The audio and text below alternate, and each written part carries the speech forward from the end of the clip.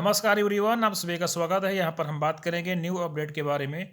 आज का पहला यहाँ पर आपका अपडेट है उत्तर प्रदेश पुलिस भर्ती एवं प्रोन्नति बोर्ड का उत्तर प्रदेश कांस्टेबल भर्ती को लेकर यहाँ पर एक आपका अपडेट है। विज्ञप्ति यहाँ पर क्या बोला गया कि आरक्षी नागरिक पुलिस के 26,210 और फायरमैन के 172 पदों को सीधी भर्ती से भरे जाने हेतु ओपन टेंडर के माध्यम से आमंत्रित निविदा के संबंध में यहाँ पर ये आपका एक नोटिफिकेशन है। तो ये बोला गया है कि आरक्षी नागरिक पुलिस के 26,210 और फायरमैन के 172 पदों को सीधी भर्ती 2021 द्वारा भरे जाने के लिए परीक्षा आयोजित करने हेतु ओपन टेंडर के माध्यम से कार्यदायी संस्थाओं को दिनांक 27/1/2022 तक भर्ती बोर्ड में निविदाएं प्रस्तुत करने हेतु आमंत्रित किया गया था। आगे यहाँ पर बोला गया है कि आरक्षी नागरिक पुलिस के 26,210 और फायरमैन के 172 पदों को सीधी भर्ती 2021 के द्वारा भरे जाने के लिए कार्यदायी संस्था के चयन हेतु सक्षम कार्यदायी संस्थाओं से दिनांक 27/1/2022 को 12:30 बजे तक निविदाएं आमंत्रित की गई हैं और वेबसाइट बोर्ड की वेबसाइट पर प्रदर्शित किए गए यहाँ पर जो भी आपका शर्त है, ठीक है, उसके अनुसार यहाँ पर सब चीज़ें यहाँ पर दी गई हैं। और ये जो है भर्ती बोर्ड में निविदाएं प्रस्तुत करने हेतु 27/1/2022 के स्थान पर 10/2/2022 12:30 बजे तक अंतिम तिथि निर्धारित की जाती है। यानी कि यहाँ पर जो डेट है वो बढ़ा दी गई है। अभी डेट आपका है ये 10/2/2022 डेट आपका कर दिया गया 12:30 बजे तक का, ठीक है। तो इसके संबंध में ये आपका ये नोटिफिकेशन यहाँ पर आपको बता दिया गया, जारी कर दिया गया है। तो यहाँ पर अभी ये भर्ती आएगी कब?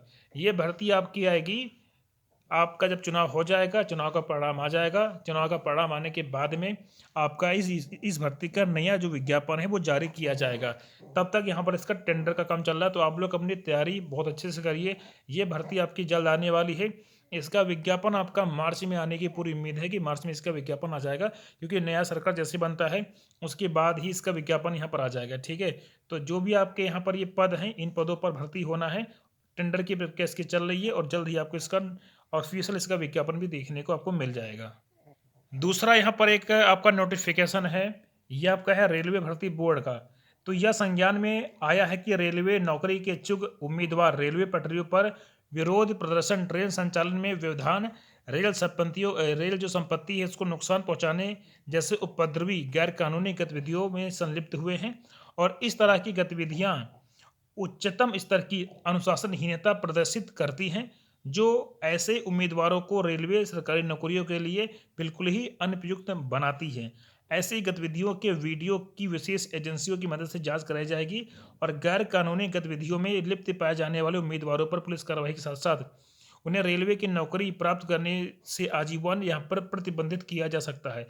यानी कि जो भी यहाँ पर देखा गया है उपद्रव वगैरह, उसको देखते हुए यहाँ पर ये नोटिफिकेशन जारी किया गया है। तो सभी आरआरबी सत्यनिष्ठा के साथ उच्चतम मानकों को बनाए रखते हुए निष्पक्ष और पारदर्शी भर्ती प्रक्रिया संचालित करने के लिए प्रतिबद्ध हैं। रेलवे नौकरी के इच्छुक उम्मीदवारों को सलाह दी जाती है कि वे गुमराह ना हों और ऐसे तत्वों के प्रभाव में ना आए जो अपने स्वार्थ को पूरा करने के लिए उनका इस्तेमाल करने की कोशिश कर रहे हैं। तो यानी कि जो भी बात अगर है तो आप सिंपल तरीके से आप पहुंचा सकते हैं जो भी भर्ती बोर्ड है वहाँ तक, उस तक। और अगर आप ऐसा कुछ काम करते हैं जो कि कहीं पर तोड़फोड़ करते हैं तो फिर दिक्कत आपके लिए हो सकता है। तो उसी के संबंध में ये सूचना जारी किया गया है, ठीक है। बाकी यहाँ पर बच्चों की जो भी बात है, बच्चों का जो भी प्रॉब्लम है वो यहाँ पर आरआरबी को सुनना चाहिए, रेलवे जो भर्ती बोर्ड है उसको सुनना चाहिए और बच्चों का जो भी समस्या है उसका समाधान भर्ती बोर्ड को ज़रूर से ज़रूर करना चाहिए, ठीक है। और बच्चे भी यहाँ पर ऐसा कोई काम ना करें जो कि एकदम जो है तोड़फोड़ वाला हो या गैर कानूनी हो, नहीं तो फिर उसमें दिक्कत आपको हो सकती है। हाँ, ये ज़रूर है कि यहाँ पर रेलवे जो भर्ती बोर्ड है उसको बच्चों की बात को सुनना चाहिए और उनको स्पष्ट बताना चाहिए, समझाना चाहिए कि उन्होंने क्या किया, कैसे किया और क्यों किया है, ठीक है। और बच्चों की बातों को यहाँ पर मानना भी चाहिए, ये बोर्ड को यहाँ पर जरूर करना चाहिए, क्योंकि बच्चे अगर परेशान होते तभी करते हैं प्रदर्शन। आगे बढ़ते हैं, अगला अपडेट पे आते हैं। आगे यहाँ पर एक आपका है यूपीटीटी एग्जाम। तो बहुत सारे लोग हमने देखा कि लगातार जो है इस पे बहुत ज़्यादा कमेंट कर रहे हैं, ठीक है, कि यूपीटीटी एग्जाम कैंसिल होगा, कैंसिल होना चाहिए। ऐसा कुछ नहीं होने वाला है। यूपीटीटी एग्ज़ाम बिल्कुल भी कहीं पर भी कैंसिल नहीं होगा। आप कोर्ट चले जाओ, आप कहीं चले जाओ, ये पेपर आपका सरकार ने करवा दिया है, ठीक है? पेपर आपका संपन्न हो चुका है, ये कहीं से भी कैंसिल नहीं होने वाला है, ठीक है? तो इसके लिए कोई भी बेकार में मत परेशान होइए। यूपीटीटी का जो एग्ज़ाम है वो आपका बिल्कुल भी कैंसिल होने नहीं जा रहा। आपने पेपर दे दिया है, आपका जो भी अंक होगा वो आपको देखने को मिलेगा आने वाले समय पर। क्योंकि अगर आपने जो है प्रीवियस पेपर आप पढ़ के नहीं गए, आपने अपनी तैयारी ठीक से नहीं की, आप क्योंकि जो भी पूछा गया वो तो सिलेबस के अनुसार ही पूछा गया है, सिलेबस से बाहर थोड़ी पूछा गया है, ठीक है? तो जब सिलेबस के बाहर नहीं पूछा गया है तो आयोग का मन है वो अपना क्वेश्चन प्रीवियस ईयर का दे सकता है, ठीक, उसने दे दिया है। और उन्होंने इसको क्लेरिफाई भी किया है कि हमने जो क्वेश्चंस हैं वो पेपर में घुमा फिरा के प्रीवियस ईयर के पूछे जाते हैं। तो यहाँ पर पेपर आपका कैंसिल नहीं होगा। जिनका पेपर अच्छा नहीं हुआ है उनको अगली बार ट्राई करना चाहिए, ठीक है?